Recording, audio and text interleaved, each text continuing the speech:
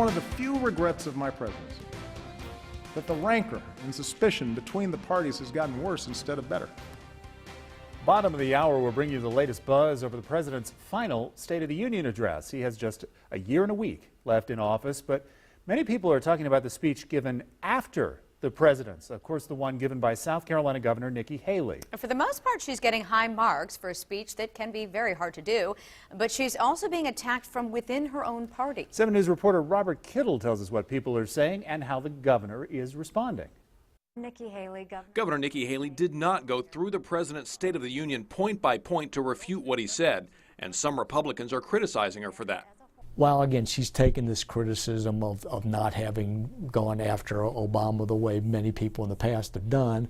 I think that in the long run, her performance last night really is going to wind up being a positive rather than a negative for her.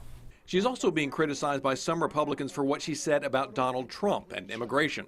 during anxious times, it can be tempting to follow the siren call of the angriest voices. We must resist that temptation. Commentator Ann Coulter tweeted that Trump should deport Nikki Haley. Donald Trump also criticized her, saying she came to him for money.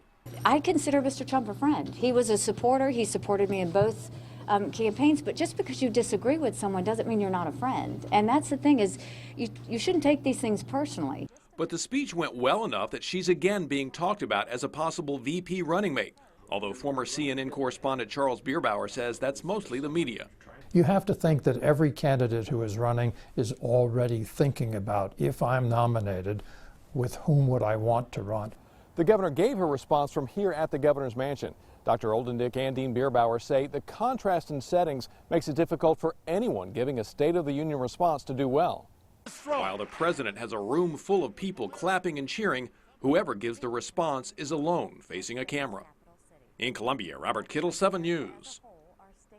Governor Haley is also getting some criticism for saying in her speech that the Republican Party has some share of the blame for the erosion of public trust. But Dr. Oldendick says that she was just trying to tap into voters' frustrations that nothing gets done in Washington.